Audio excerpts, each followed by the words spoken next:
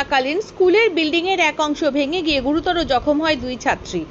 School চলাকালীন স্কুলের বিল্ডিংয়ের একাংশ ভেঙে গিয়ে গুরুতর জখম হয় দুই ছাত্রী। এই ঘটনাকে কেন্দ্র করে চাঞ্চল্য ছড়িয়েছে গোটা এলাকায়। বুধবার দুপুরে মগরাহাট 1 নম্বর ব্লকের অন্তর্গত শেরপুর রামচন্দ্রপুর হাই স্কুলে মহিলা শৌচাগারের কাছে স্কুলের বিল্ডিংয়ের একাংশে হঠাৎ করে ভেঙে যায়। স্কুলের বিল্ডিংয়ের ছাদের অংশ ভেঙে গিয়ে অষ্টম শ্রেণীর দুই ছাত্রীর গায়ে পড়ে তার জেরে গুরুতর জখম হয় অষ্টম শ্রেণীর দুই ছাত্রী। এরপর তড়িঘড়ি স্কুলের শিক্ষকের ঘটনাস্থলে ছুটে আসে এবং গুরুতর জখম অবস্থায় দুই ছাত্রীকে উদ্ধার করে চিকিৎসা করানোর জন্য ডায়মন্ড হারবার জেলা হাসপাতালে নিয়ে আসে।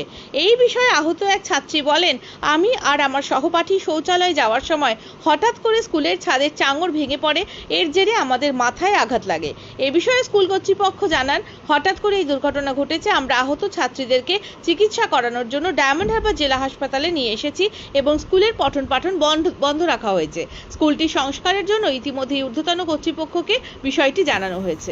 আজকে আমার ভাইজি আফরিন সুলতানা আজকে স্কুলে যায় এবং স্কুলে যাওয়ার পরে কিছুক্ষণ পরে আমাদের বাড়িতে খবর আসে যে আফরিনের মাথায় স্কুলের যে ছাদের ভাঙা অংশ, যেটাকে আমরা চাঙড় বলি, সেই চাঙড় এসে তার মাথায় পড়ে এবং সে রক্তাক্ত অবস্থা হয়ে পড়ে এবং তাকে নিয়ে যথারীতি আমরা ডায়মন্ড হারবার হসপিটালে নিয়ে যাই এবং সেখানে গিয়ে দেখি তাকে সিটি স্ক্যান ডাক্তারবাবু করেন এবং তার মাথায় আরও চারটে স্টিচ দেওয়া হয়েছে।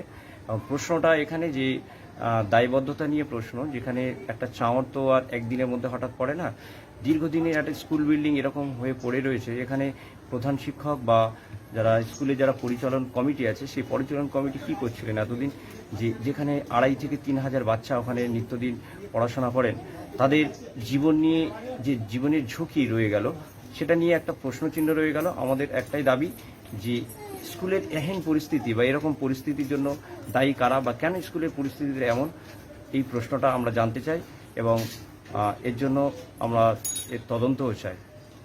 ধন্যবাদ।